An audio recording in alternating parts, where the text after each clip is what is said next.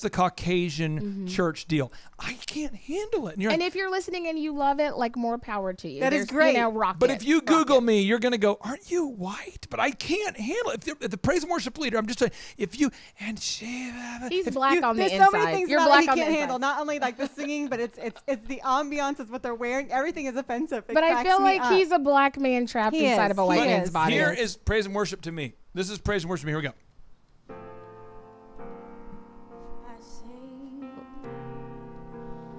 Because I'm happy. The look on his face. I'll If let it everyone could happen. see it. And I sing. I see. Everybody now. Because I love it. Free. Oh, here we go. I know you're in your car. It's okay to sing. Love it. His eyes. It's called a run. I tell you, he's going to be leading the black choir soon. Not going to happen. Not going to happen. I'm not that good. I'm a very good C. Here we go. Let's hear it. Please don't stop. Please don't stop. It blows my mind. That's from Lauryn Sister Act Hill. 2. Lauryn Hill. Back in the day. Yeah, I love The thing her. is, to me, that's my ideal. Is if you can go on a run and you can just sing from the soul, that's awesome. So many people though want the guitar. That's your deal. But I can't tell you what's right or wrong. I'm just telling you my opinion, my hyperbole. But the thing is that you have to determine in your mind what your ideal is, because you have to have some sort of model that you're trying to replicate. And so I'm going to read you a notable quotable that comes for you from Warren Buffett. Okay, he's being interviewed and he says this. He says, "I was so terrified that I just couldn't speak in public.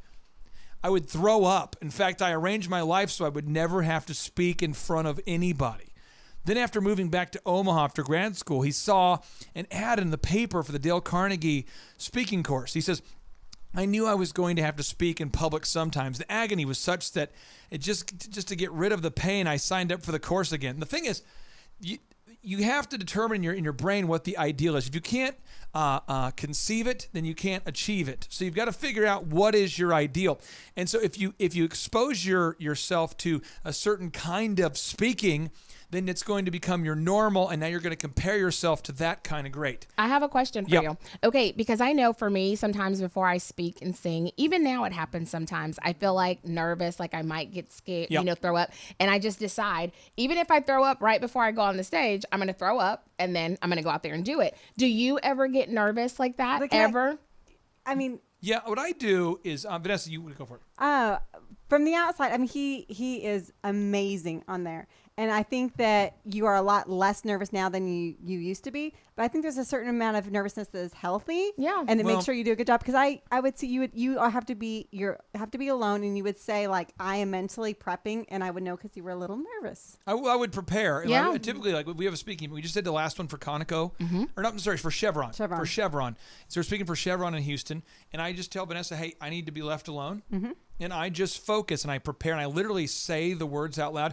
Chup, one of our producers, he shows up the other day at the house, and I forgot what time it was. And I'm making announcements, and the kids turn the speaker on outside, so they can hear me, like, make an announcement to blasting out into our acreage. But I'm practicing for this show. I always practice the intros and the teasers and the hooks and all the things. And so I will tell you, preparation. Check it out. You always fall to your level of preparation. Yeah. And you want to practice until you can't get it wrong. Now, don't practice until perfect.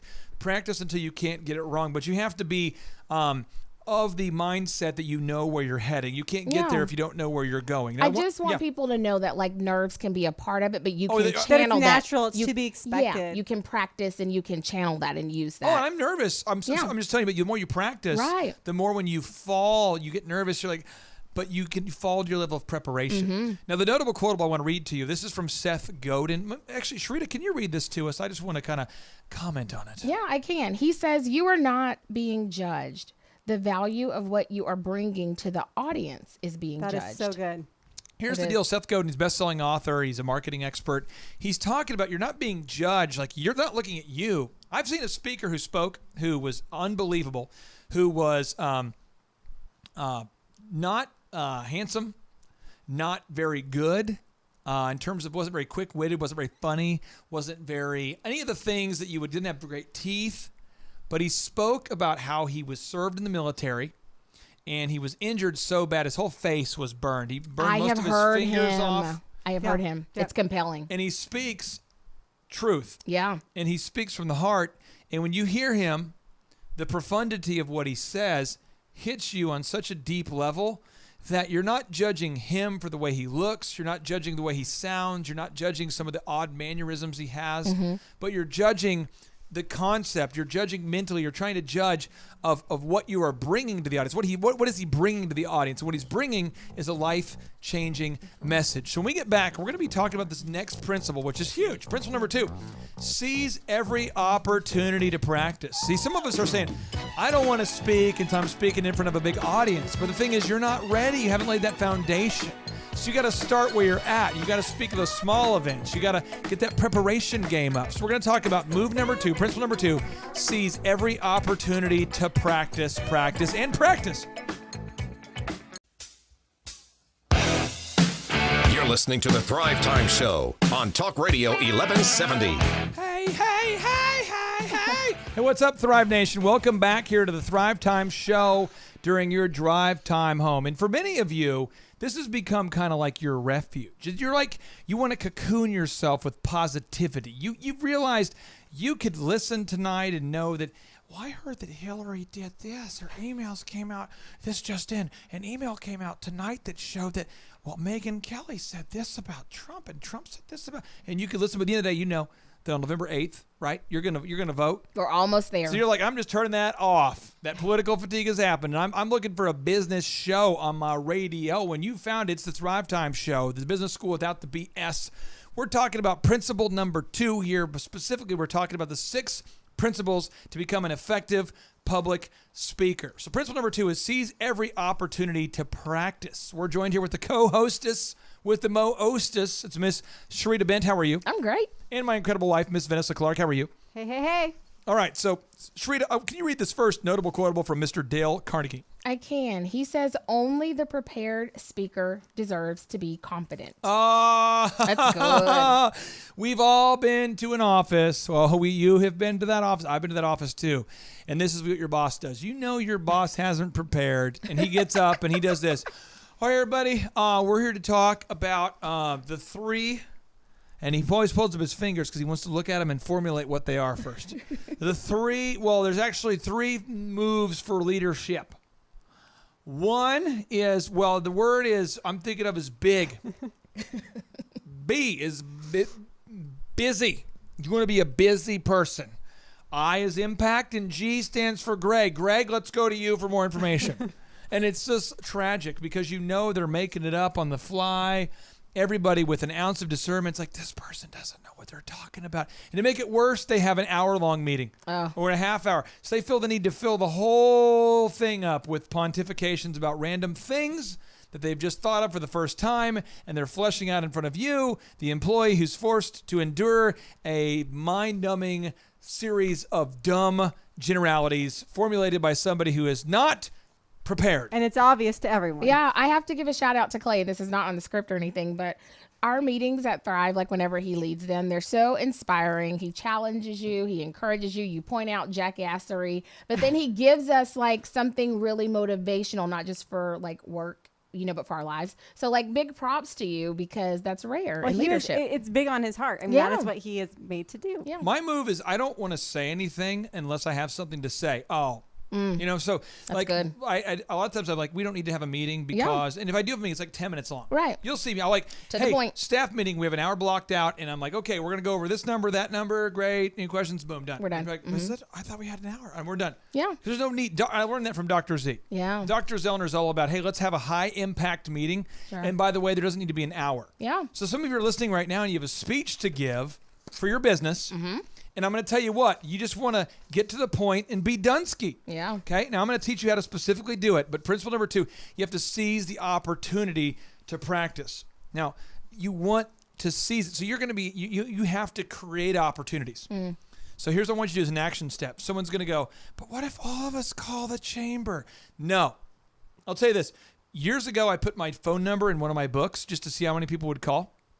And out of the thousands of copies we sold, like 2 people. Really? Yep. Oh, yeah. I learned that from Jim Stovall, motivational author, best-selling author. He's great. He put his book, his phone number, his direct phone number in books. No one calls. Wow. Because people don't seize opportunity. No. They want. The thing is, most people don't have a breakthrough until they break down. They want to wait till they're super poor. They want to get that breakdown before the breakthrough. They don't want to do anything but just survive. But not you, because you want to thrive. That's why you're listening to the Thrive Time Show. So here's the action step. Go ahead and make a list right now tonight of 10 events that you're going to perform at, speak at,